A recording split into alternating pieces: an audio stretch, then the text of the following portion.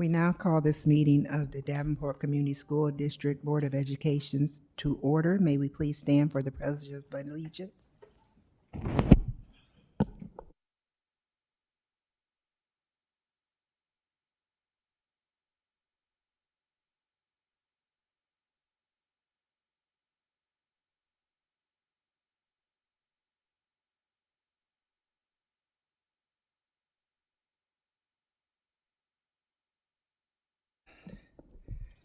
I would like to acknowledge that President Gosa and Director Beck are joining us remotely.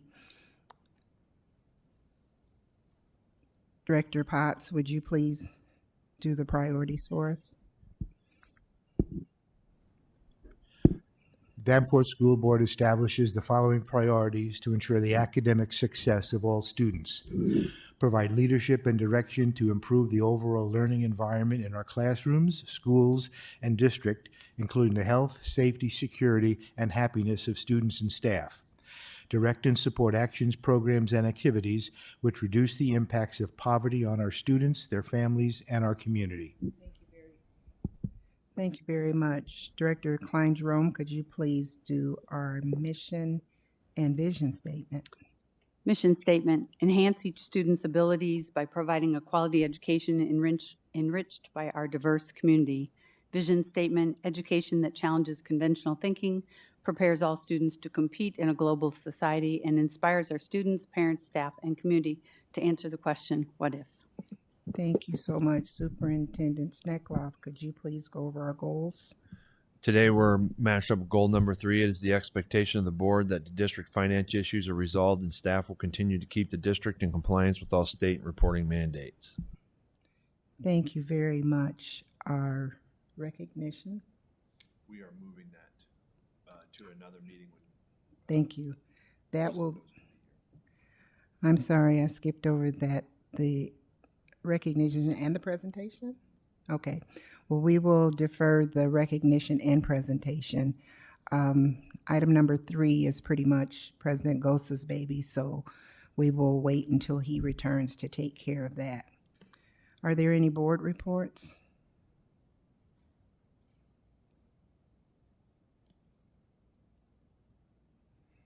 President Gosa or Director Beck?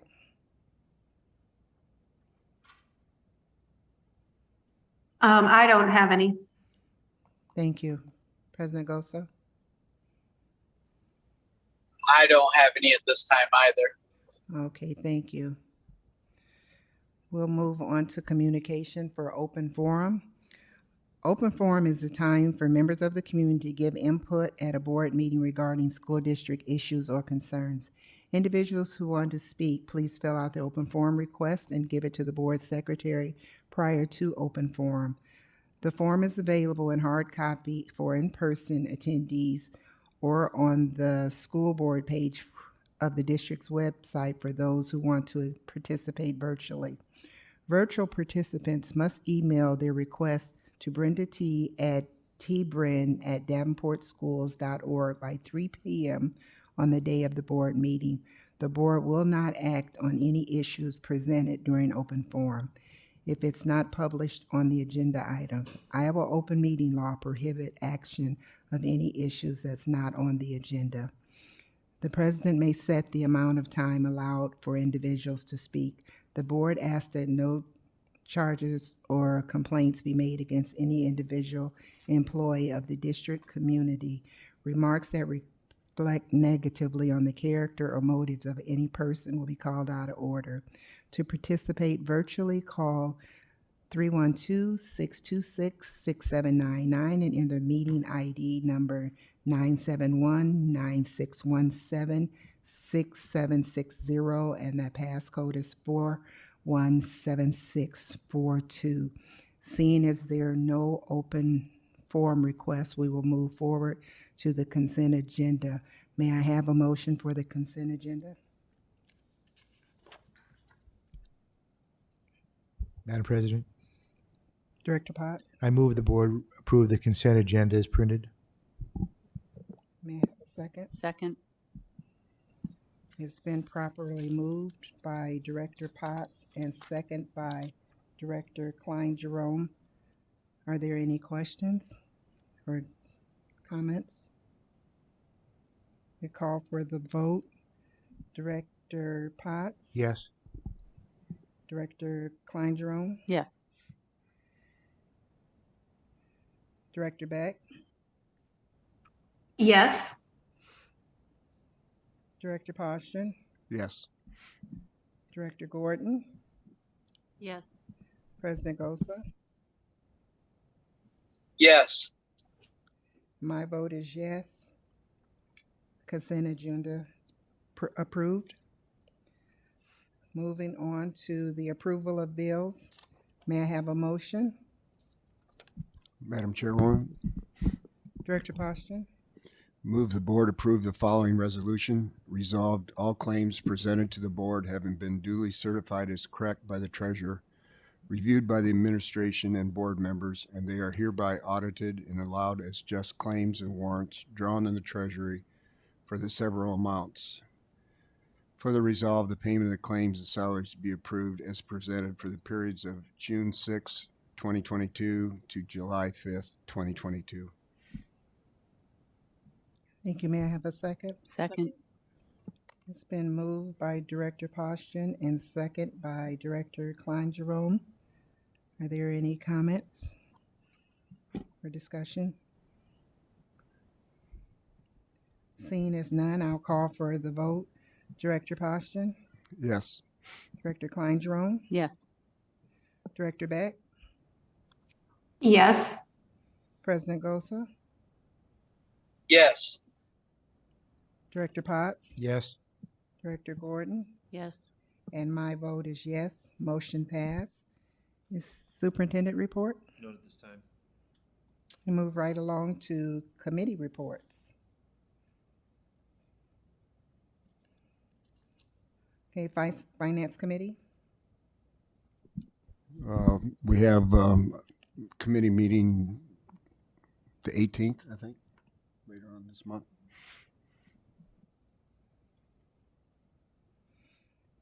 Legislative advocacy? None at this time. Madam Chairwoman, Yes, sir. just a question. Do we need to have our legislative priorities sent into IASB? That's a good question.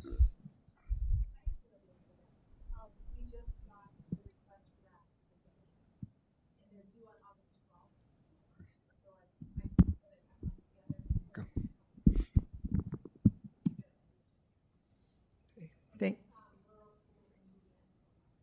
Okay. Did that answer your question, Director Pasha? Okay, thank you, Brenda. We couldn't hear that on the phone line. Could somebody explain the answer with a microphone? I'm sorry. We just received from Rural Schools, RSAI, and UEN today the request for legislative priorities, and both are due on August 12th. So I've put together a timeline to suggest to the agenda committee. Thank you.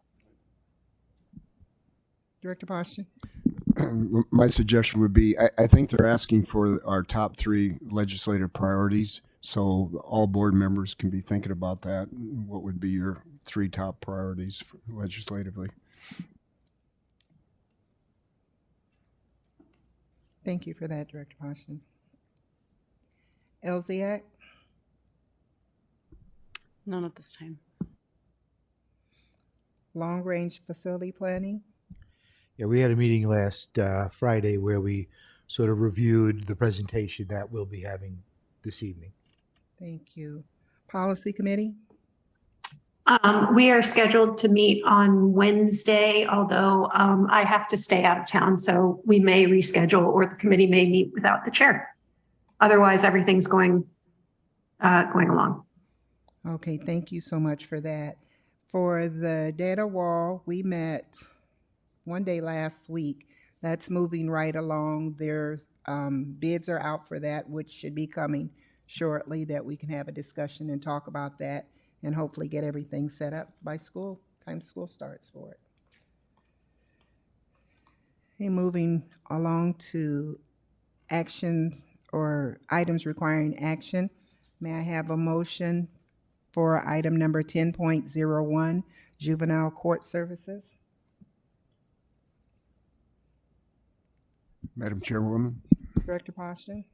move the board approve the contract for fiscal year 2023 to 2026 with juvenile court services for liaisons. The current year contract is not to exceed $177,600, with amendments each subsequent year to adjust the annual reimbursements for the shared cost in salaries and benefits. Thank you very much. May we have a second? Second. Been moved by Director Poston, second by Director Gordon. Is there any discussion?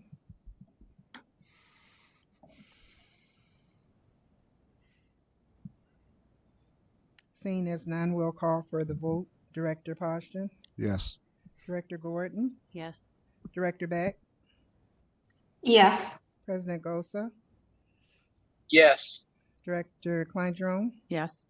Director Potts, Yes. and my vote is yes. Motion passes. May I have a motion for item 10.02, eSport computers? Madam Vice President, Director Gordon, I move that the board accept the quote from Bytespeed for $51,120 for the purchase of esports gaming equipment at Central High School. thank you. May we have a second? Second. It's been properly moved by Director Gordon and second by Director Potts. Is there any discussion?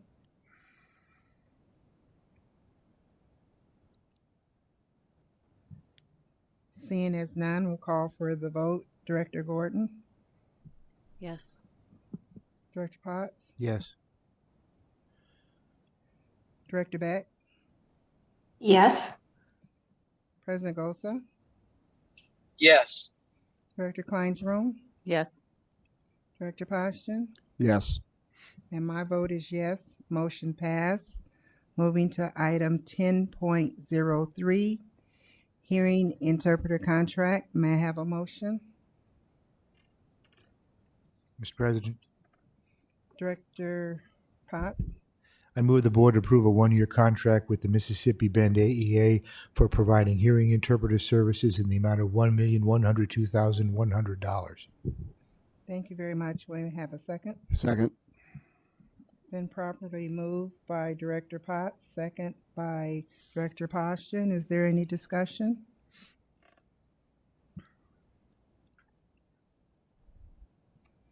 Seeing as none, we'll call for the vote. Director Potts, Yes. Director Poston, Yes. Director Gordon, Yes. Director Beck, Yes. Director Kleindron, Yes.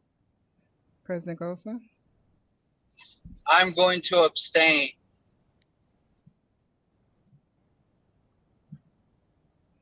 and my vote is yes. Motion passed. Moving to item number 10.05. Madam Chairwoman, Director Poston, move the board approve the lease agreement from September 1st, 2022 through August 31st, 2025 for the amount of $97,661.52, which is $32,553.84 annually with River Valley Turf for the lease of 2 tractors as presented. thank you very much. Is there a second? Second.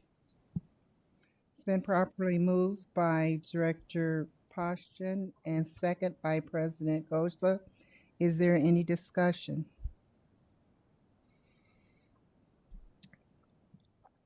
It's been properly moved and second. A call for the vote. Director Poston, Yes. President Gosa, Yes. Director Beck, Yes. Director Kleindron, Yes. Director Potts, Yes. Director Gordon, Yes. and my vote is yes. Motion passed. Item number 10.05. May I have a motion to change the regular meeting date from August 22nd to August 16th? Madam President, Director Potts? I move the board reschedule its regular meeting from August 22nd to August 16th, 2022 at 5:30 p.m. May I have a second?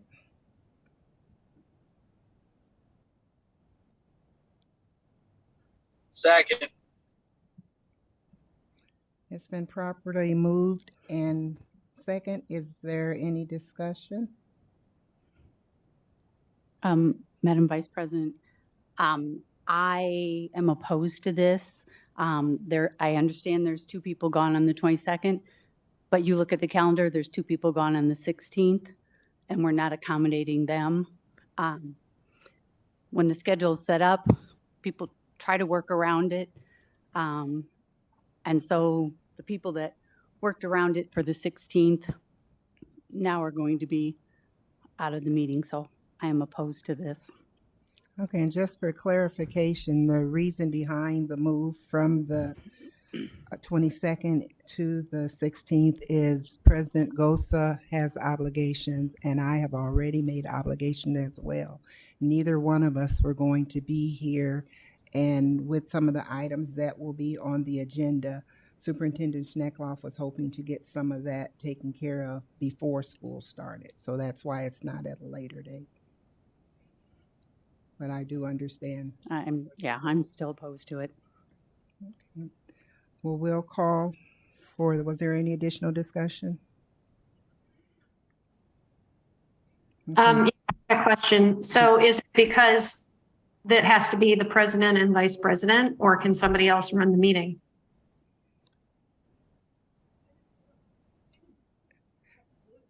Actually, Director Beck, Brenda is going to text Luann now to see if that's possible. Can I move then that we table this item until we get some further direction? Yes, that'd be fine. So maybe we can just put this, if we get the information back, we'll push it to the end of the meeting. Otherwise, we can push it to next meeting for the vote on this. But we'll kind of see what Luann has to say about it. Do we have a second on that? Second. Okay, it's been to amend the initial motion for the new motion on the table is the motion made by Beck and second by Klein Jerome. And we'll call for the vote on this. Director Beck, Yes. Director Klein Jerome, Yes. President Gosa. Just for clarification, this is just a vote to table it, correct? That's correct. All right, yes. Director Poston, Yes.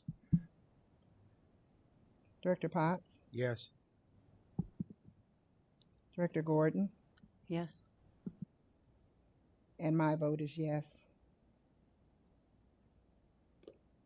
So just for clarification, item number 10.05 is tabled for right now. And motion passed.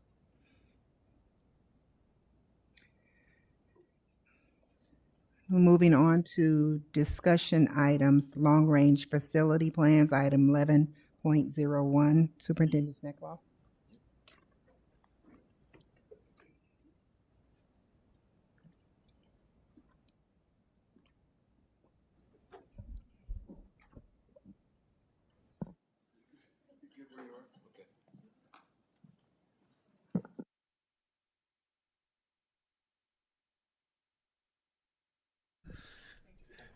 Tonight we have a very important long-range facility presentation with us tonight. Our leaders from Bray and Mr. Amansky, and they're going to walk us through a very detailed presentation. It's going to start off with where have we been, and then it's going to pivot to where are we headed. This is the start of what I would consider a cadence that is going to move us into the direction of a long-range facility plan that's best for all students. So at this time, I'll turn it over to Mr. Wolf. Good evening. Great to see all of you again. I'm Matt Wolfert with Bray Architects. Excited to have to share with you the latest update on what has been a lengthy and extensive process started with the Facility Master Planning Committee.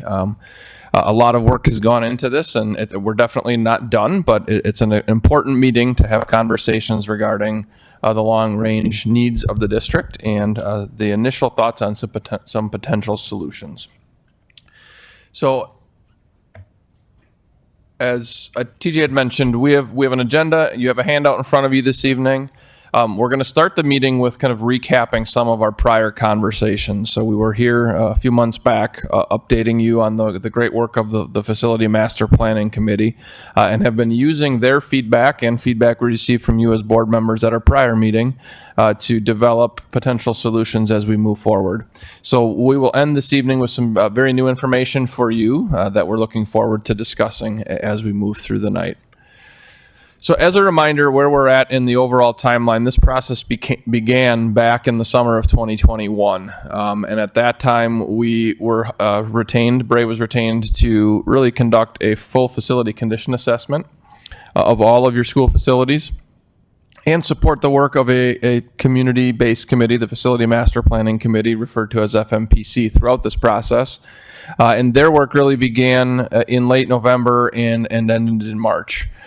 We have presented a number of times to you as a board over that time, and we're happy to be here this evening with another update. The Friends of Davenport is another group of community leaders who are key messengers who really talk and engage with a lot of different constituencies throughout the district. And we have an update for them tomorrow. So we have continued with our sequence of board receiving information first, Friends of Davenport receiving that information second. So that will continue when we engage with them tomorrow. And we're also in the process of scheduling 2 upcoming community input forums. So those will be happening in the months ahead. And we'll talk a little bit at the end of the night what the next steps are. But just as a reminder, is this, for those of you that may be listening this evening and weren't aware this has been going on, this has been an extensive process and has been going on for basically over a year at this point. So excited to continue those discussions. There's more detail in your handout as well about what generally happened during kind of on a month-by-month basis. So there's 2 pages in your handout this evening. For those of you who are curious what's been going on, we have obviously done a lot of work with FMPC, which is noted on the screen from November through May.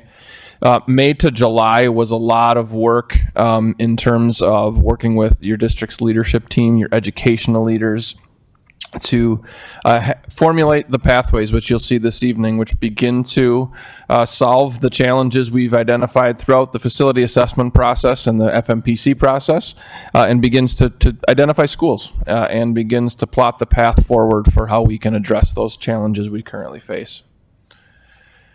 The next big step, in as much as we will be doing community engagement through our work with the Friends and their outreach, but then also our community listening sessions, we will not get a really statistically valid sampling of the community. And you as a board received a presentation from School Perceptions a number of months back regarding the community surveying process. So we will begin and are in the process of working with them to draft a survey. That will come back to the board. You will see that document definitely before it goes out, but that process is beginning as well based on some of the information you're going to receive this evening. So a brief recap of where the FMPC was. If you remember, they met for months. They actually they broke their discussions into 2 separate sets of pathways. How would we address needs for our students in kindergartens through 8th grade, and then at the high school 9th through 12th grade level. A lot of effort was put into the K-8 pathways because there were just many more of them. There were 17 different scenarios that were considered. And if you remember, FMPC narrowed that down to 2 that they recommended receive further consideration by administration and by you as a school board, and they narrowed it to 1 high school pathway. So that is just a refresh on where we've been. They being FMPC, also spent a lot of time identifying the criteria and considerations as to the why they were recommending what they were. And so you have on the screen in front of you, I'll hit on a couple of these. They were really focused on educational opportunities. What are we going to do to make sure that students in all of our districts, regardless of their geography or location in our communities, would receive the ability to enhance those opportunities. They talked a lot about school transitions. You know, how many times does a student transition? Right now we have our 6th to 7th and our 8th to 9th grade transition.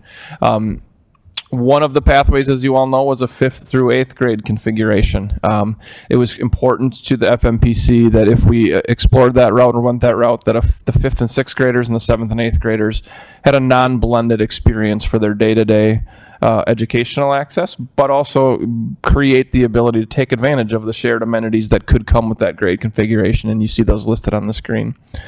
Busing was discussed. The predictability of student experience was a big piece for them. They wanted families to know that if they entered school A as a kindergartner, that they would move through junior high school B and high school C. And they were hoping, and we're still working to validate that, we're really hoping that those pathways would be predictable, meaning that in our current case, 6th graders aren't splitting and going to different junior high schools and then splitting again and going to different high schools after their junior high experience. The hope was from that group that we could create that predictability for families and students, that they would remain with their cohort of students that they had gone to school with on a predictable path. Duration of a student experience was interesting. That was one that we hadn't really talked about a lot previously, but the FMPC really brought it forward as that 7th and 8th grade current configuration of just that 2 years together. It's much more difficult for our staff members and our building level leadership to develop those important relationships that happen with students in and outside of the classroom. And so I think the FMPC felt a longer experience at that junior high level was an important attribute, and they were interested in exploring that further. School size, and then how could the grade configuration be adapted for our less densely populated areas. There's a lot more detail in terms of some specifics that they also applied on the next slide. Not going to read these. Some of them are very similar. Some of them just provide you with a little more context behind some of the criteria and considerations that FMPC wanted to use. But overall, really good foundational tools that we use and we continue to use as we've been exploring refinement of these pathways.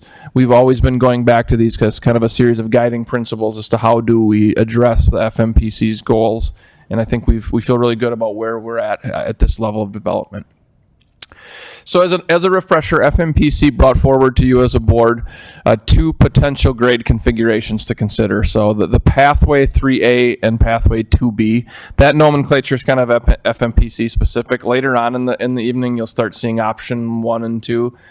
We've pivoted away because now we're really focused in on a refinement of a direction. They're not directly connected to these anymore, other than grade configuration is.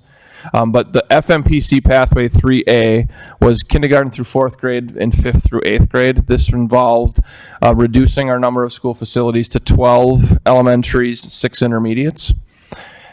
Pathway 2B was kindergarten through 5th grade and 6th through 8th grade. So both recommendations, if you remember, had an impact on our elementary schools, with either 6th moving to junior highs or 5th and 6th moving up. In both cases, the FMPC was recommending staying with the current high school configuration, so our 3 high schools plus our 1 specialized high school experience. Again, a lot of this is background for those of you that are new board members. I believe this is a lot of information you've seen previously, but just as a reminder, we're currently operating 17 elementary schools, 1 K-8 school, 4 junior highs, 3 high schools, and 1 specialty high school. So that's important as we start getting further into the details. Just a reminder that one of the operating efficiencies and educational enhancement opportunities is going to be reducing the total quantity of school buildings that we operate. That wasn't a charge, it wasn't a direction given, but it became apparent to FMPC as we explored a lot of the enrollment projection work and the existing capacity work, that there was an opportunity to increase efficiency while enhancing educational opportunities for students as we began talking about right-sizing our district number of school buildings. So you will see that coming up shortly. Again, a lot of detail for those that haven't been involved. Each of the school buildings, the 17 elementary schools, we provided a lot of detail just so we have a good summary of history, number of students they currently house, capacity, current enrollment, age of building, size of building, site size, etc. So nothing earth-shattering here. Much of this is info you've seen before, but really summarizing for those that haven't been involved in the process some foundational information regarding our current elementary schools. Same thing for our Walcott K-8, our 4 junior highs, which currently serve 7th and 8th grade, and then our 4 high schools. So I'm going to turn to John Mahan from the Bray team at this point to walk you through the building considerations and site evaluation. I almost pulled a TJ there. My apologies. My water almost went over. Good evening. Can you guys hear me okay? Okay. So there's a whole lot of information that needs to get factored into how we start to make decisions. So the primary goal is how to apply the FMPC recommendation to your existing makeup of buildings and properties. So real quick, we want to walk you through some of the considerations that are being made. So if you look at a district-owned property map, in this particular slide, it shows all of the buildings educationally that you operate, elementaries, K-8s, junior high schools.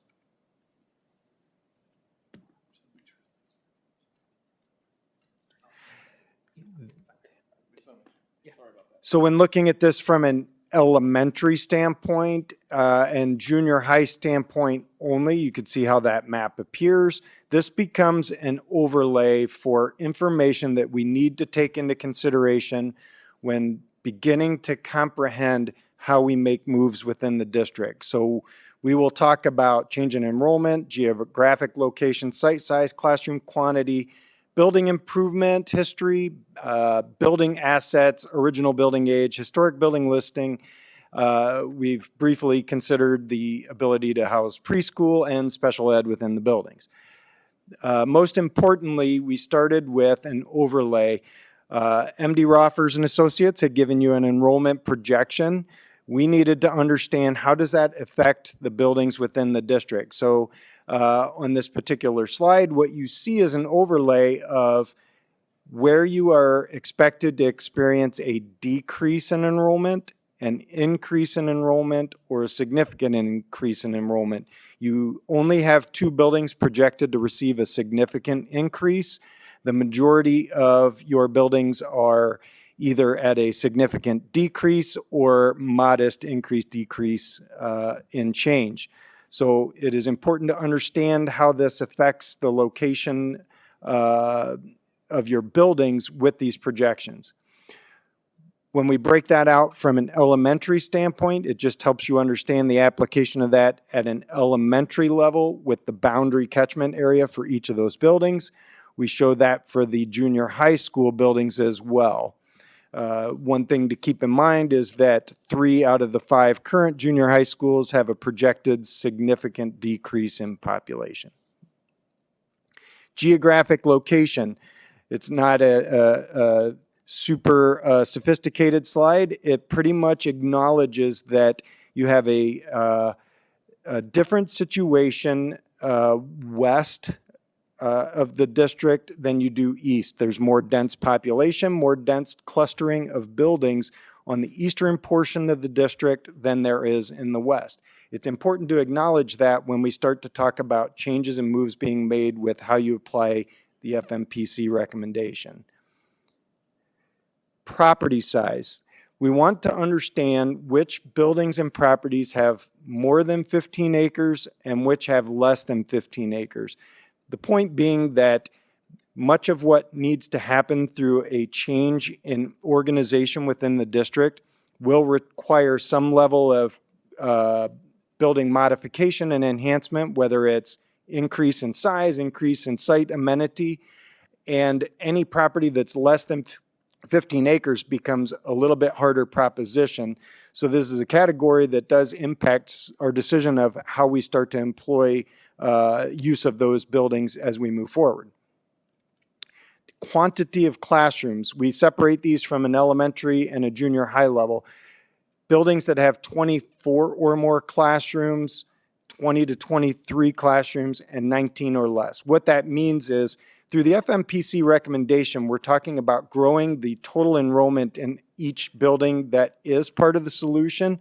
So classroom quantity is important because if we start to keep buildings in play that we're trying to grow in population, it simply means we have to add more classrooms to that building. So knowing where we're at from a starting standpoint with the elementaries is important. The same applies for junior highs, except we're talking about a much larger population and a different way of applying classroom usage. So we now categorize 40 or more classrooms and 30 to 39 classrooms. The majority of your buildings, it's actually split. You have half your buildings have more than 40 and half have 30 to 39. Additions and renovations within the past 10 years. This may or may not be a significant matter of criteria. However, the district has chosen to make an investment in existing buildings. And so we want to look at that from a criteria standpoint in a mapping situation so that you can easily visually assess where the district has placed resource within buildings, expended funds, and where those may have been further out. Sometimes there's a misnomer when you say, well, we're going to take this strategy with this particular building, and somebody says, oh, but that just had work done. And sometimes you forget that that work might have been 15 years ago. And so it's just good to note visually in a map standpoint how that affects decision-making. A big one when looking at moving forward is the building assets. When we start to grow the size of our buildings, number of grade level classrooms per grade level, we need more than just a single combined gym and cafeteria in a building. When we get to larger building sizes, it benefits to have separate gymnasiums and cafeteria because that helps keep program time within the gymnasiums. It allows better service of food for those students.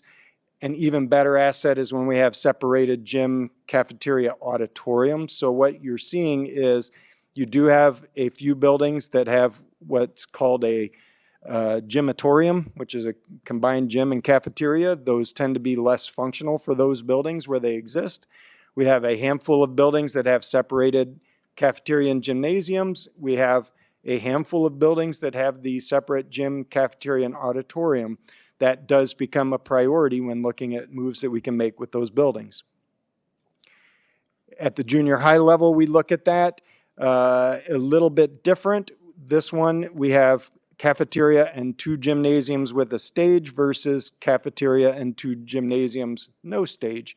That just becomes an additional asset that becomes important in the consideration of those buildings.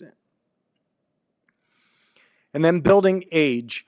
It's not a surprise that the buildings that are more than 75 years old tend to be in the more central core of Davenport, the more downtown area. That's where the city grew. It eventually expanded north and west, which is where we see our buildings becoming 21 to 74 years old. Your newest building is 20 years old or less and is located in Buffalo.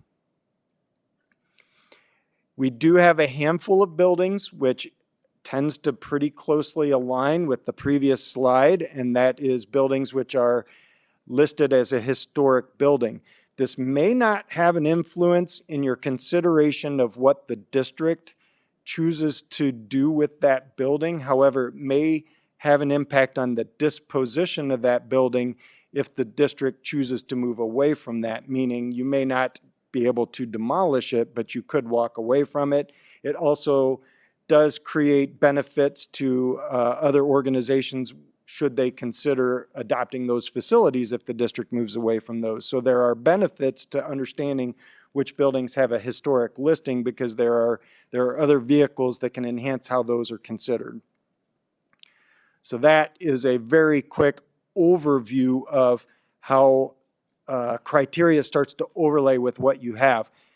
We're going to revisit your existing organization in a different way. So everything that we start to look at from tonight forward is going to be in that map form that we just explored and in what we're going to call an organization chart form. So in this first slide, we're showing your buildings a little different. We have a vertical listing on the left that is your 17 elementaries.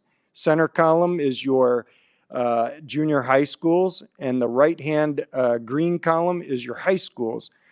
A couple of points to note, in the FMPC recommendation, you can clearly understand why there's concern about predictable pathways and retaining of a good understanding of flow from elementary to junior high to high school. As we start to look, it's a clear path from Bluegrass and Buffalo to Walcott to West. However, as you start to move down the list, we see schools such as Jackson, which feeds 3 different junior highs, which feeds 2 different high schools, potentially 3 different high schools. We have buildings such as Jefferson and Wilson that feed 2 different junior high schools, but that feeds 3 different high schools. So it becomes less of a predictable path throughout the district. In general, the capacities and current enrollment are listed on these. As we start to look forward, we'll see how capacity changes to respond to the capacities predicted by the FMPC recommendation. So with that, I'd like to have Superintendent Sneckloth just say a few words just to address the complicated nature of change. So, thank you very much. So up to this point, we've been talking about where have we been, what data have we collected, how have we been moving forward. Consider this point in the presentation a pivot. As we know, we've got to make difficult decisions, and with those difficult decisions come a certain amount of anxiety and a certain amount of uncertainty. And so what we would like to do is acknowledge that we're getting ready to head into a part of this work that is uncomfortable, that may bring up lots of questions and comments that our community have. As of tonight, we're going to update our website where there's going to be a spot for comments to be left. In terms of our staff, we want our staff to know that we are going to handle this very intentionally, and we're going to communicate as much as we can. It is very important that our board see information first. That's the direction that we've been given. And so in order to do that, this is the path that we're heading right now. So as we go down this long-range facility journey, know that we are heading in the right path. We know that we have to make changes. We know that we have to right-size our district. We know that we are moving in a spot where we are going to be better for it. When we have facilities that match the enthusiasm and excitement that our programs have, that our staff have, everything is going to be better. So with that being said, this is a really important turning point, pivot point, I think you used, John, in this presentation, to where we're going to start the kind of discussing for the first time what does it look like to move forward. And just know that we're going to be intentional with our communication to staff, because this is difficult. This is a difficult thing to hear and see. There will be a link to the website that will allow for communication tonight, and we will send this communication to our staff shortly after the meeting, if not tomorrow morning. So, John, thank you. Thank you, TJ. So pivoting forward, we're going to look at things in that organizational chart format, but in a variation that employs the FMPC pathway recommendation using your buildings and the mapping of where they're at in town. That being said, we have 2 options that are very similar to one another. They're called 1A and 1B. Those are a K4-5-8 arrangement. There is a pathway option 3 that is a K5-6-8 organization. These are the culmination of, go ahead. Thank you, John. When you see, I just want to be, for clarity purposes, when you see 5, 6, 7, 8 in this presentation, the FMPC really wanted us to delineate those, because their recommendation would be that they like that model only if the 5, 6, and 7, 8 are separated using combined facilities like the gym and science labs. So just know that when you see that together, it's actually a 5, 8. But that committee wanted it to say 5, 6, 7, 8 to show that they are separate experiences. Thank you, John. Thanks for clarifying that. So the first option we will look at is a option 1A K4 with a 5, 6, 7, 8 junior high organization. The goal is to move to 12 elementary schools, 6 junior high schools. We've got a few other highlights on the first page, but I'm going to actually skip to the blow-ups because it's easier to read. So really quick, in the upper right-hand corner, It shows your current count of 17 elementaries. In this rendition, you would be moving to 12 elementaries. Currently, you have 4 junior highs and 1 K-8. We would move to 6 junior high schools. Part of the recommendation included having predictable pathways. So we're trying to solve for a predictable path from one building to the next, so that if you enroll at elementary, you know where you're going to junior high, where you're going to high school. Part of this includes a size of building to respond to enrollment size within the district, capacity based on the FMPC recommendation, and capacity based on how students need to be housed within the district. So in this first option, what you see is a heading of West Side School District organization. So Buffalo and Bluegrass would become K4 4-track buildings. So 4-track meaning 4 classrooms per grade level. So this is a 4-section building. We show the current capacity and the targeted capacity for these buildings. What happens here is that Walcott would be changed to become a junior high school to fall in alignment with all of the other junior high schools within the district. Part of the understanding here is that the western end of the district hasn't necessarily been as aligned educationally with how those buildings are made up and as the rest of the district. And so this starts to bring that into alignment. So what you have is the Bluegrass and Buffalo would become the K4 elementaries. Walcott would be converted to a 5, 6, 7, 8 junior high school. That shows the current capacity of the building and the targeted capacity after this move, which then feeds West High School. Predictable pathway. The capacity of the high school remains very similar to where it's at currently. When we look at the Northeast-South School District organization chart, these are the core schools within the we'll call it the inner portion of the district or the eastern portion of the district. So the first would be what else feeds West High School. The goal here in this model would be that Monroe or Hayes would serve as a 4-track elementary. Wilson would serve as a 5-track elementary. Both buildings would feed a new junior high school located on the property of Jackson Elementary School.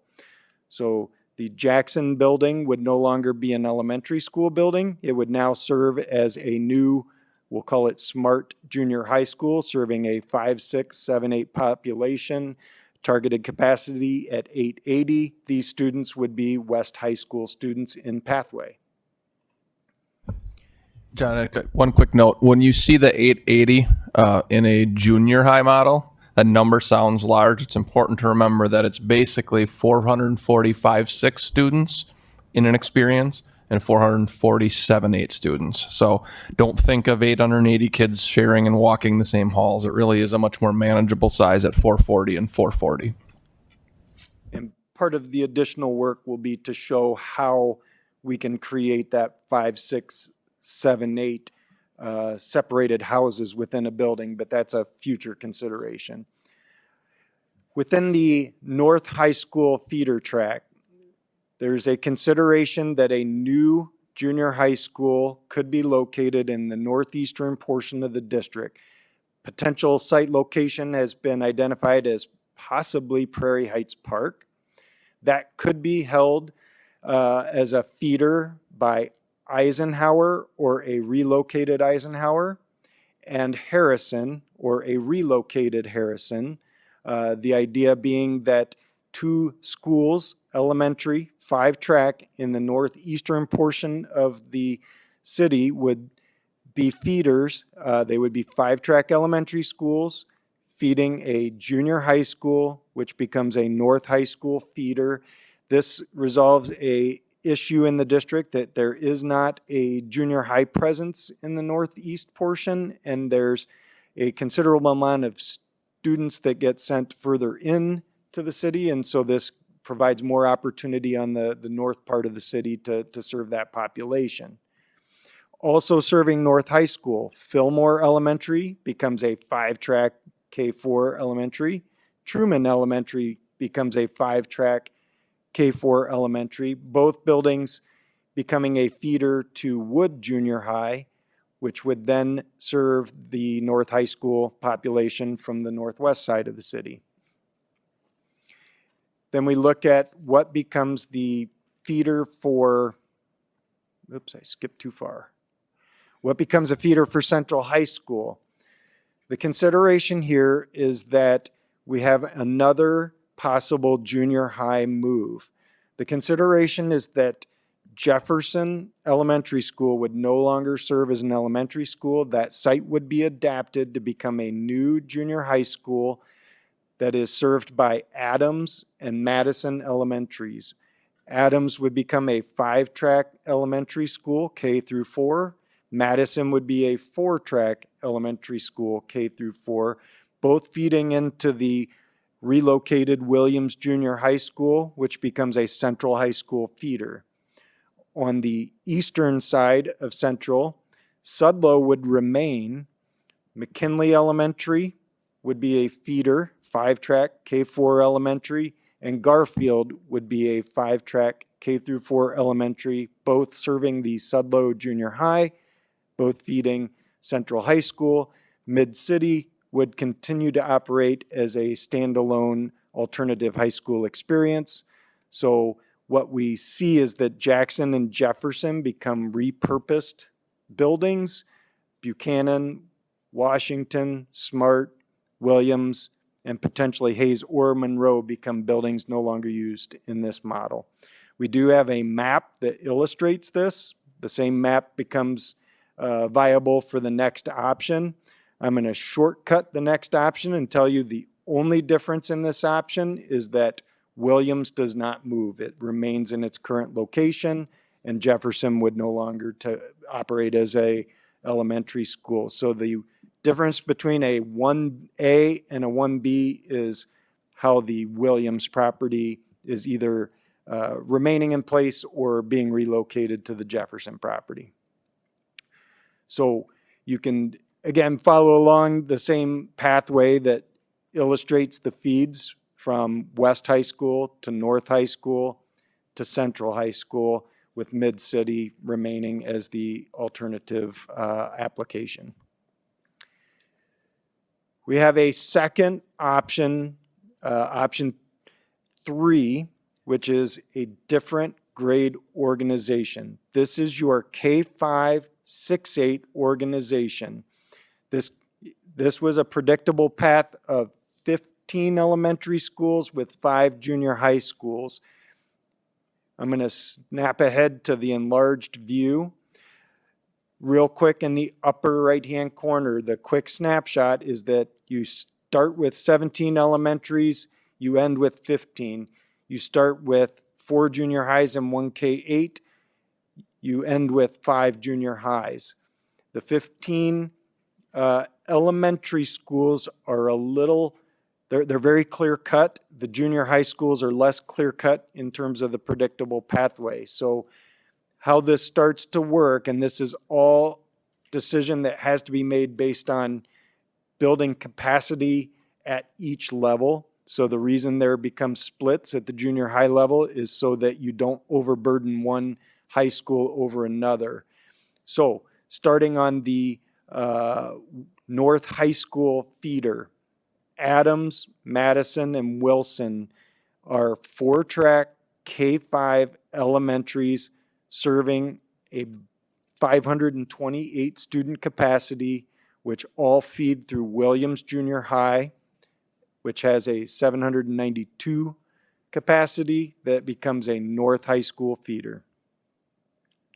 Fillmore, Harrison, and Truman are all feeders to Wood Junior High, which has a split. Wood would need to send kids to both North and West. Bluegrass, Buffalo, and Jackson, 4-track K-5 elementaries, 528 students, all feeding to Walcott Junior High as the 6-8, which is a West feeder.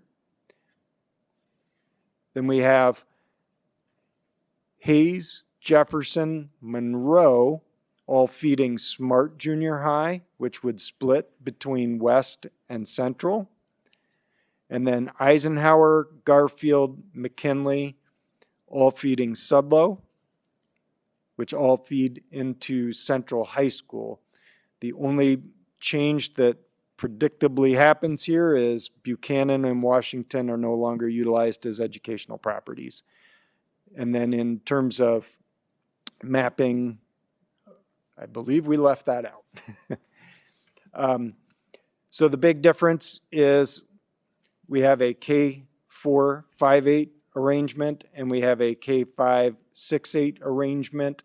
The K5-6-8 arrangement reduces the buildings utilized by 2.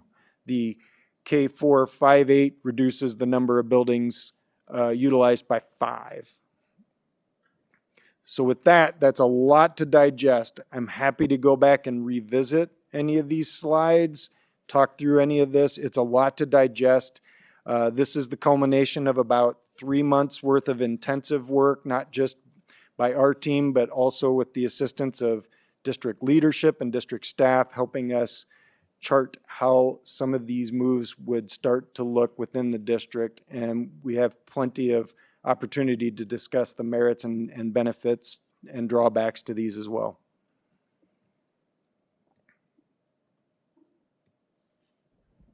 Any discussion? Dr. Kleinstrom? I just have a couple questions, clarification. On the option 1B, when it talks about idling, you list Williams, but I thought Williams was not part of the idling on the B plan. That's probably a typo. That's probably correct.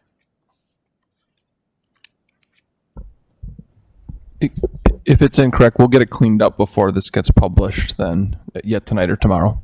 So that means it's only 4 buildings versus the first one was 5. Is that correct then? You would replace Williams with Jefferson on this one. So Jefferson would idle. Oh, okay. And then could you tell me the enrollment? Walcott becomes K-8. It's always lumped together. What is the elementary enrollment there and the junior high separately? Because if you're going to move those kids, how many kids is that involved going to somewhere else? Current enrollment or projected in the solution? Is there, just to clarifying question, current enrollment of elementary. Okay, I will look that up right now. Okay.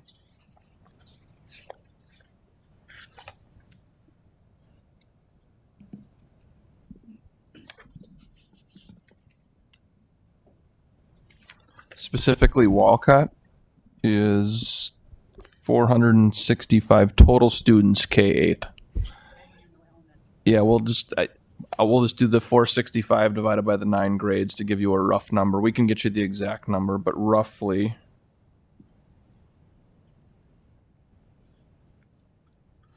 say 50 to 60 students per grade level. So K6, that would be, 7 grades at 50 kids, so roughly 350 to 400 students, let's say. We can get you the exact number. That's a round number if that helps. Director Posture? Under, when you were talking about building assets, you're talking about if they contain a cafeteria, 2 gyms, and a stage. So when you say a stage, is that not a stage that's attached to the gym? Is that what you're saying? It's a totally separate stage than what would be in a gym? I believe all of the stages are connected to gymnasiums in your case. Okay, well then for Walcott, they have a stage in the one gym, but you've got it under that it's just 2 gymnasiums.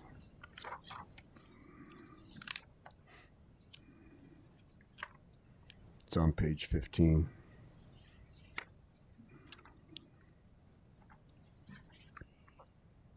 Thank you. We'll verify that and make that change.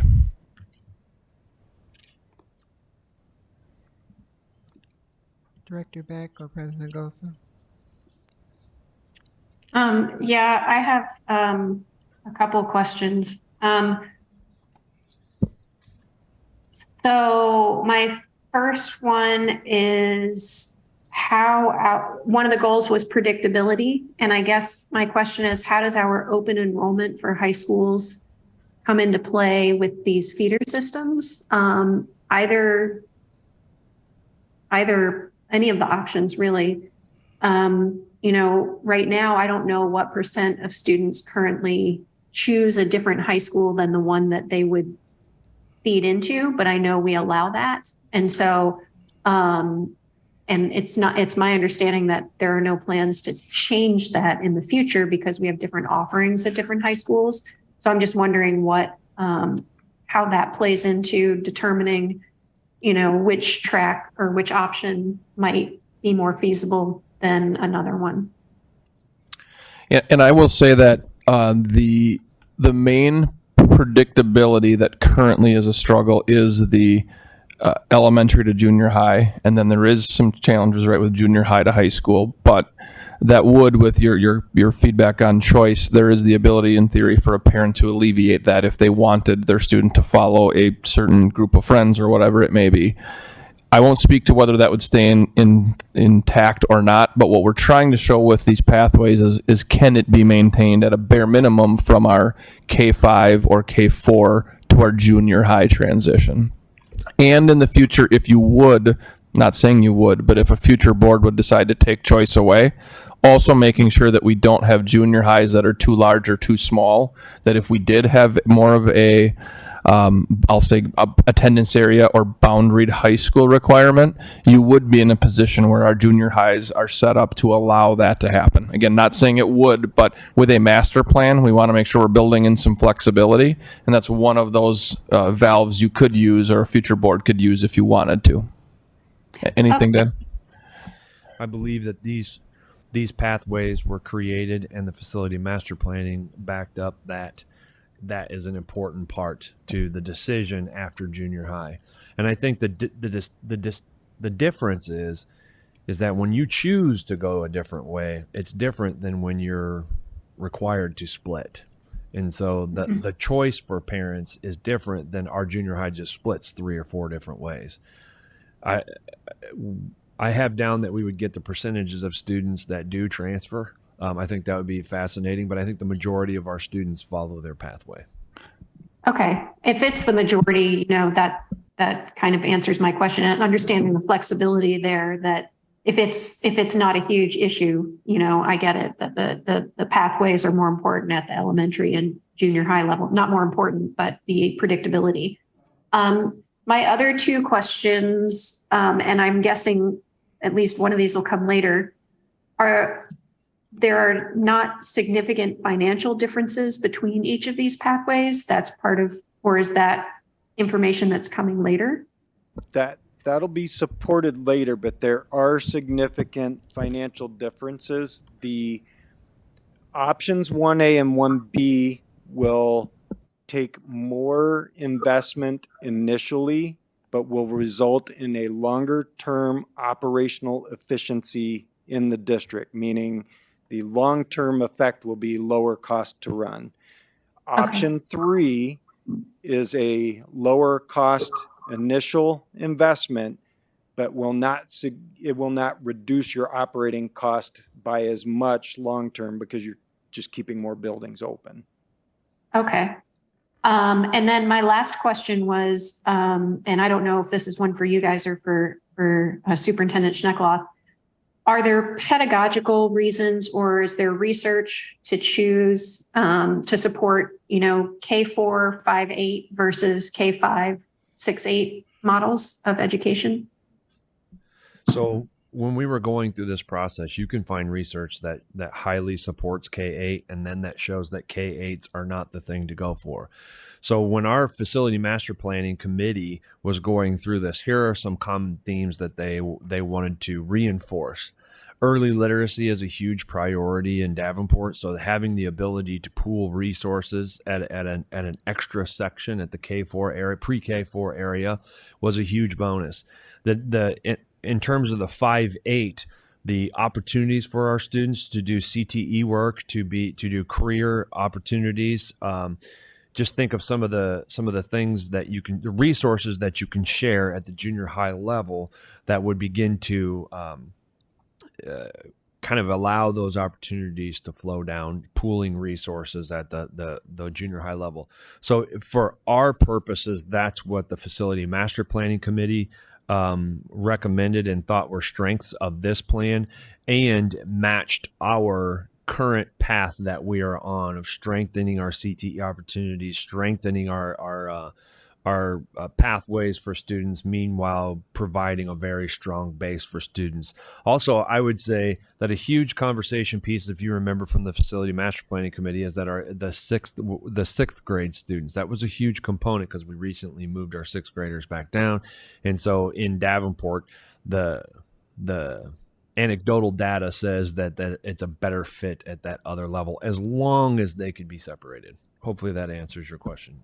Superintendent Schneckloff, can you touch a little bit? Cabinet was also involved in these dialogues, right? So post FMPC recommendation and prior to tonight, educational leadership and cabinet within the district was also very involved. And I don't want to put words in their mouth, but I think they feel comfortable with either 6-8 or 5-8 as a really strong pedagogical configuration. Is that fair?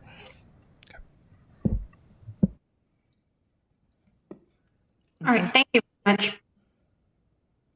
Director Poston? So on all the elementary buildings, with the targeted numbers for each building, is there going to be enough space to say if we go to pre-K in every elementary? Enough space in their current configuration? The likely answer is yes or no, depending on the school building. Will there be enough space in a master plan concept whereby we are making a methodical, longer-term investment across the district? Then the answer would be yes, if we elected collectively to infuse pre-K into each of our elementary school buildings. Without making any changes in the elementary, and given which option would help fit pre-K in? I haven't studied that closely. Have you, John? No, what's required of either pathway, and part of this is just the educational visioning that gets applied to all of your elementaries in either pathway. It is starting to look at the features and functions in those buildings so that they become more in line with one another. And so that gives us the opportunity to provide that same pre-K capacity and experience at all those buildings. That would have to be, or at least would be recommended to be a component of any master plan that the district employs. I think you bring up a good point. I think we need to begin refining this with the next layer of detail, and pre-K is a great example of one that we need to begin applying to these. So we don't have the answer tonight, but I appreciate that, and we will start bringing that forward. Well, when you just take a quick look at it, the more elementaries you close, to me, it's less likely that every building would have pre-K. Yeah, and it's the balancing act between pulling currently 2 full grade levels out of each, right, and backfilling those with more K4 students. So we will look at that on a building by building basis for you, though, and bring back a recommendation. And then just a follow up to Director Beck's question again from the financial standpoint. I mean, to me, just looking at strictly at finances, we're being pushed to the pathway that has the least amount of buildings or closes the most buildings. True? False? Both pathways are here this evening because I think we still consider them both serious contenders. When I say pathways, meaning grade configurations. So I don't think we have a preconceived notion at this point, whether it's K4, 5-8 or K5, 6-8. That's why they're here. I don't know that we can make that final decision, as you've both noted, until we have the financial consideration. And as with almost every school district, the balance between kind of, I'll say, a one-time capital investment to reduce ongoing operational expenses is a big balance, right? Different funding mechanisms, different tools. So we have to bring that data forward for you to help make a decision on which direction to take. We're definitely going to need that data before we can make this decision. I mean, that's going to be probably the number one. that we'll have to look at. Yeah, and very good point. And I also think that as we've been talking about this, we've never been viewing these as a single phase of capital investment, meaning any pathway that we've looked at isn't going to be a one-time project that would get us from where we are today to where we want to be. But it's very difficult, as we've collectively talked and FMPC talked a lot. It's really hard to take a first good step unless we know where we want to head. And so that's what we want to come out of this process with, is what is the long-range vision? What is the master plan? And then we will begin exploring with you what is the first phase of investment to take our first step towards that long-term vision. And I think just the follow-up to that is that if you look at the timeline, the goal is that the board would be making a decision this fall. And so we're not here to ask for you to support one option over another. It's rather to give you the basis of information that we're working through, so that as we get closer to the recommended option as a solution for the district, that you've got this track record of understanding what has gotten us there. Also, a lot of this will become information that is a setup for community survey, which is a tool which will also create additional data to help the district understand important factors in the decision-making process. Director Gordon. With the option 1A, closing Williams or relocating it to Jefferson and relocating Smart to Jackson, was it considered whether those buildings have the space for a junior high band and a junior high orchestra? And like, I know right now Creative Arts Academy is housed in Sudlow. Were those things taken into consideration? Because, you know, junior highs have a much larger band room than an elementary school does. And I would hope that we would continue developing those at the middle school level. So I was just wondering if something like that had been considered. Actually, yes. We aren't sharing that this evening. That's a whole nother probably hour and a half worth of dialogue that is still being fleshed out. But for the moves that are illustrated on these pathway options, we have explored that we can actually accomplish these at the buildings that we've listed, because we can't tell you to consider these moves if we can't prove that it can happen. That does include a step that happened several months ago, which was creating a baseline program for all levels of school, so elementary, junior high, and even high school, to understand what are the key features and components that should be included at every elementary, junior high, and high school within the district.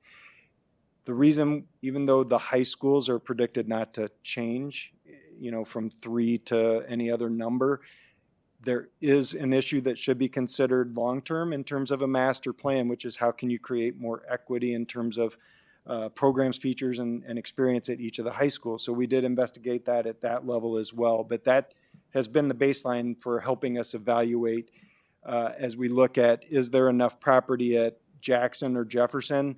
It's not just to say yes or no, it's to say, yeah, we actually know we can put the correct features and amenities on that site. President Gosa, did you have any questions? I want to thank everyone that's helped get us this far. It's a lot of information to take in, and I like the fact of the clear-cut pathways. I know we specifically moved to a certain part of town because we wanted to feed into a certain high school.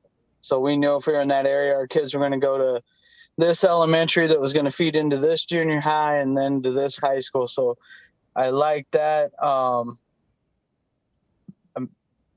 I like the way the process has been going so far. I too would like to see, obviously, if you the K4 model is probably going to have a bigger price tag on it. I like the idea of having more resources, especially in the elementaries, for our early literacy and things like that. And I'd be interested to see as well how the preschools fit into everything. but obviously we got to take certain steps at certain times to get to where we're at. But I do like that there's essentially two pathways to kind of go from, so it's a little bit easier to get the data and everything like that. So I really don't have any questions, but I wanted to thank everyone that's helped out so far and helped us get to where we are. Director Potts? Could you help us understand the thinking that went into the closing of current junior highs that are facilitated, and then converting elementary schools to junior highs? What's the rationale for that? So the easiest way to explain it is in map form, although part of this includes the conversation about functions and features of particular buildings. But starting to look at the district in a map form in a regional location, we started to know, and actually I'm going to scroll way back to where we can identify, let's say, junior high schools. We have kind of a vertical alignment of junior highs, one outlier on the east, one that's out on the west if you take the junior high component of Walcott. Part of the consideration was if we started to look at feeders to the high schools, understanding where the high school is positioned geographically with respect to the junior high, with respect to the elementaries. So they all overlay on top of each one other. And that actually becomes very difficult to start making these decisions. But if we said, we feel that we need an additional junior high feeder to Central, and we start talking about the position of Williams. Williams is geographically just down the street, so to speak, from where we talked about as SMART. So it was making sure we had a resource in this, we'll call it the southwestern portion of the downtown area. A junior high resource there as a feeder to Central is an important investment for the district because it provides access to education and it provides a valuable anchor for community in this portion of town. Providing a junior high school that moves a little further out west acknowledges growth potential of the city as moving west. There's not a lot of opportunity for this district to continue to grow east or northeast or even north.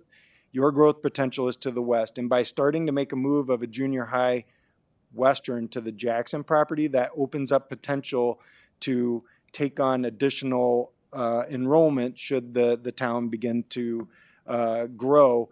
The combination of a junior high at Jackson and Wood really does respond to where the residential growth opportunities are within the district. When you look at the moves that are made from an elementary standpoint, then it's responding to the positioning of the junior highs and where that starts to balance population. So if it's the option 1A, you're looking at 2 elementary feeders for each. And so you have to look both geographically, basically residential occupancy within the area, and that starts to influence decisions that are made. When you look at the option 3, for example, if we take Wood, you have a series of elementaries located in a position that it becomes easy to see that those elementaries feed from option 3. 2 of them feed from an option 1. And so that's how those moves start to get made. There's a lot more factors that go into this. Part of that also includes balance of free and reduced lunch. How can we grow the attendance boundary of a school theoretically that starts to create more spread of our funding capacity that creates more opportunity and exposure for students within those buildings. There's also just the basics of site size. You know, two of our junior highs have quite small sites. We had an elementary school with a really nice site size that was in the general geography, which would make sense to feed from some existing elementary schools. So admittedly, the placement of the junior high schools was probably the part that took the most time and the most nuance. And as you can see, there's still some scenarios that are hypothetical within those placements, because that part still needs a little bit more refinement. But your observations are right that was one case where location and site size seemed to make sense to consider that move.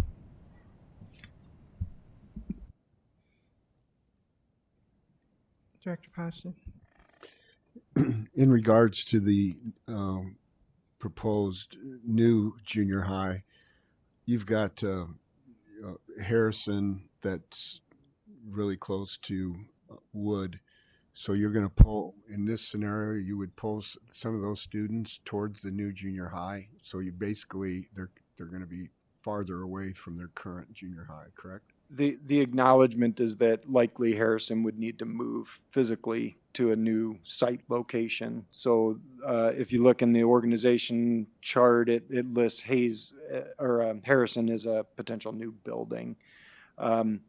The same would be for Eisenhower. It could remain where it's at or potentially move to a different site location to better serve a new junior high.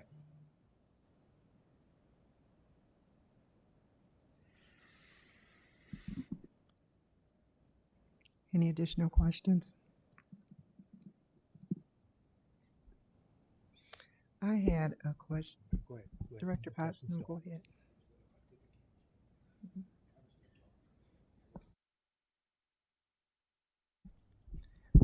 I just think it's important to remind everyone that this is not decision time for us.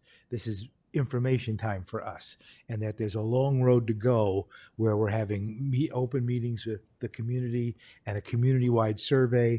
There's a second level of individuals that are going to be taking a look at this plan, so that this is, you know, I don't want to say or do anything that's going to lend people to believe that, okay, boom, we're done. We could get input and feedback from the community that torpedoes a lot of this stuff, just because, you know, some of this stuff may include the necessity of a bond issue. Well, that's another whole kettle of fish. So we're in the, as what's that guy that teaches people how to keep track of their money? We're taking baby steps. We're taking baby steps. Who's that guy? Dave Ramsey. Dave Ramsey. Dave Ramsey. Yes, thank you very much. Thank you for that insight, Director Potts. One question that I had, and I'm not sure where this fits in, does this have any effect on either of the villages as far as our preschool? The thought right now is, as was mentioned by Mr. Passion earlier, is that we'd begin to bring some of our preschool programming into our elementary school buildings to provide parents with a little easier access to those amenities. There are still some specialized programming, I believe, at our children's villages that we have to solve for. And we're not minimizing those. We appreciate the importance of them, but it really is refining a path we're taking versus starting a whole new path. So I think we will add that as well. What is the future of our children's villages as a point of clarity for our next conversations. Okay, thank you for that. Any additional questions? Yes, sorry, I have one more. At the beginning of the presentation, Superintendent Schneckloff laid out when information is released. Could you just clarify when staff get the information relative to the board and the public? So an example of that is tomorrow we will send an email to our staff. It was the wish of this board that the information would come to the school board first and then would roll through community forums and through the proper channels. And so we have that all queued up ready for tomorrow morning. Okay, and then I did hear our presenters say that the presentation that we're getting would be published. I was just wondering if we were going to send a message, an email, e-blast or something with the web address for this presentation, just so that anyone who wanted to take a look at it could do so.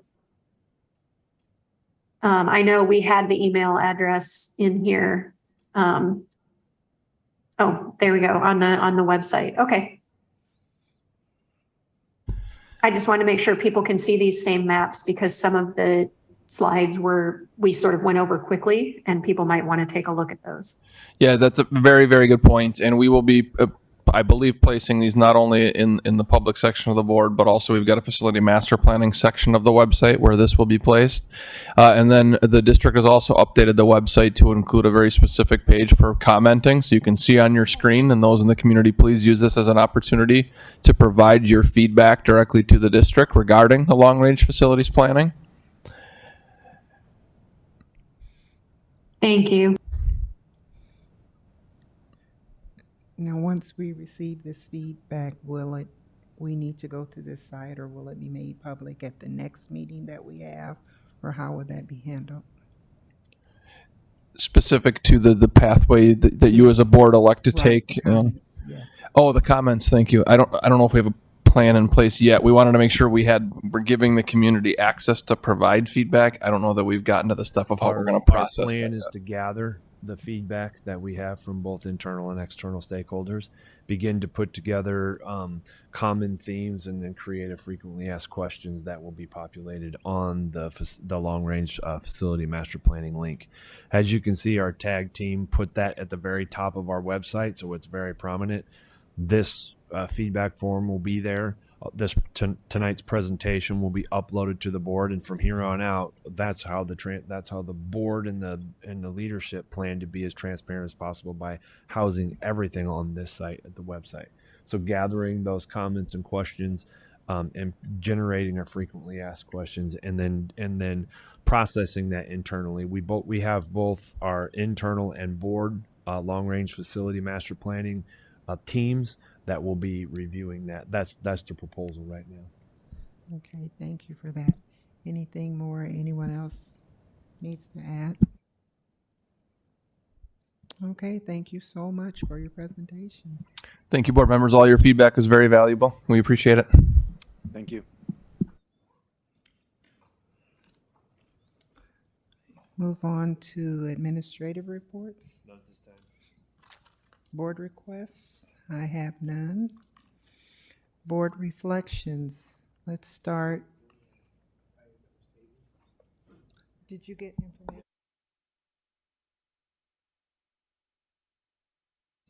Our policy doesn't state who takes over. The team votes on who they want as a temporary board president. The board secretary serves to open the meeting, and then the team votes, and the temporary board president takes over. Okay, so we could go. I'm sorry, I couldn't hear. I figured you didn't know. I had my microphone off. Sorry, I'll read it again.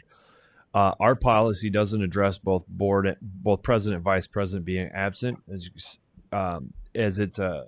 it's not a common practice to have that, obviously. But if our policy does not state who takes over, the team votes on who they want as a temporary board president. The board secretary serves to open the meeting, and then the team votes. The temporary board president takes over at that time.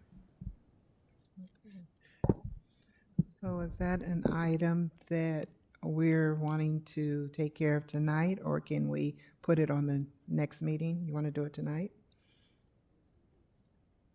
Okay. Director Beck and President Gosa, you okay with that? I'm sorry, I couldn't hear what the recommendation was.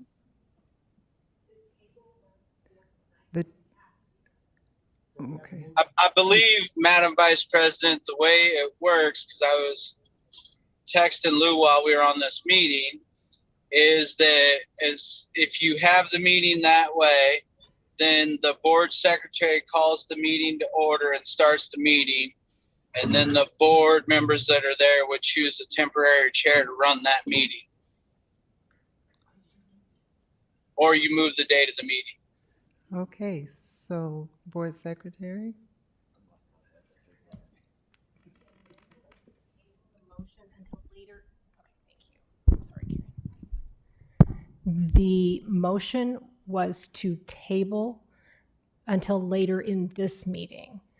So you guys need to take action on that original motion. And the original motion was to reschedule the regular meeting from August 22nd to August 16th. So that's the motion in question right now.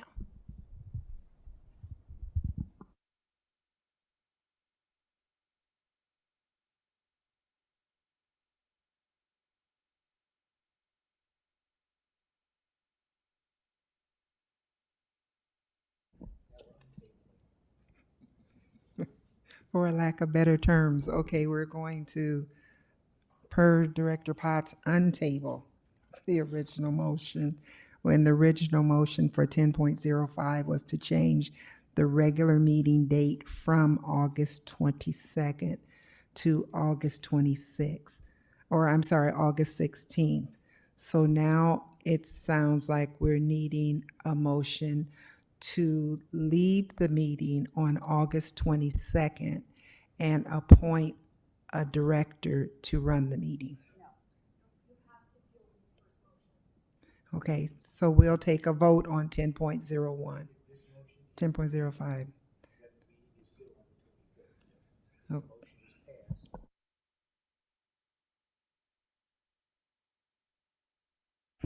We'll call for the vote for a meeting, change the regular meeting date from the 22nd to the 16th. May I have a motion for the meeting as written? We already So we're have a already motion past on that. So now we'll call for the vote on that. And that was motion by Potts and second by Gosa. So Director Potts, Yes. President Gosa, Yes. Director Beck, So again, just to clarify, this is to change the date of the meeting? the motion on the table right now is that we change the regular meeting date from the 22nd to the 16th. I'm going to vote no. Director Klein Jerome, no. Director Poston, No. Director Gordon, No. and my vote is yes. And the noes win by 4.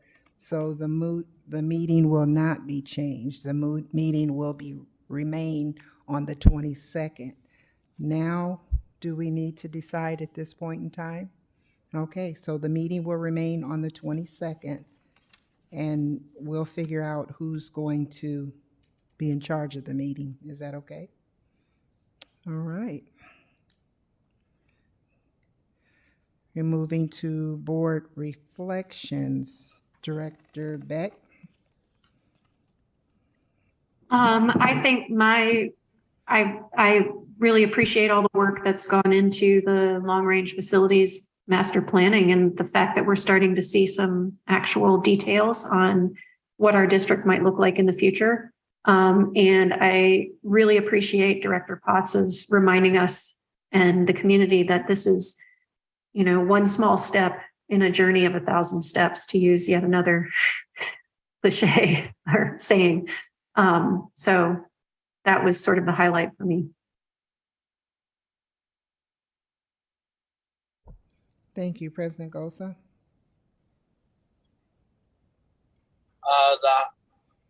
The long range facilities plan discussion. I appreciated all the data, some different pathways for discussion. Obviously, we're not taking any action at this time. We're including a lot of stakeholders and getting a lot of feedback and comments from our community before we even move forward. So I appreciated the presentation tonight. Director Gordon. I mean, our vote on the bill listing period was super invigorating tonight. So awesome, really fun, like lots of, I'm just kidding. Obviously, the Long Range Planning Committee, they did a lot of excellent work and their presentation was outstanding and very helpful. Director Potts? I think the highlight of the meeting is welcoming John over here to his new job. And he still needs to buy a new boat. Director Klein Jerome? I also appreciate the long range facility, all the people that have been involved to this point. It is a lot to digest. Also everybody needs to not jump to a conclusion that decisions have been made because they have not. And like I said, this is a lot to have to digest, not just for the board, but the community as a whole. Director Poston? I'd just like to thank all the people that have put the time and effort into it. The Long Range Planning Committee, I don't know how many meetings that they've had for the last year and a half, and it was a huge time commitment, and I appreciate them taking the time and investing in Davenport schools. Superintendent Snackloff?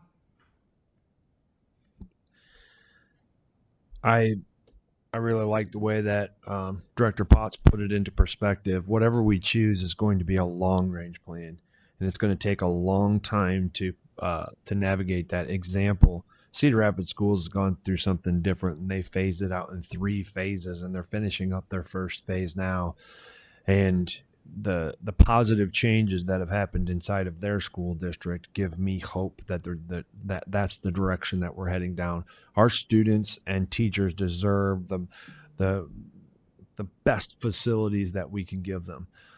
We deserve to have the right amount of facilities, which will allow us to be operationally more efficient, which will allow us to be more competitive with our salaries, with our programming, and I'm very excited about this period of reinvestment into our community. And so tonight was a first step in that. And I would like to echo that we're going to continue to gather information because we don't have all the answers. And so far, our community has done a great job guiding us, giving us direction, and we're going to continue down that process. Bray has done a fantastic job to this point, and the hard work is going to continue. Thank you all. Of course, I have to echo the sentiments of everyone. I too was interested and enjoy hearing about the long-range facility plans. There's statistics here about the various buildings that, I was totally unaware of and would have no way of knowing unless they had come forward with all of this information. And it's kind of nice to see, as well as the public, how we're not just making a hasty decision here, that everything is laid out. And I'm confident that Bray is providing us the best possible information that is available, that we can make the best decision for all of the students within the district, not just, a certain area. And everything was pretty well laid out where you can see where they really have our best interests at heart. So with that, I would like to entertain a motion, and also we're glad to see Director Potts actually back with us live, not Memorex. So move. Second? All in favor? Meeting adjourned.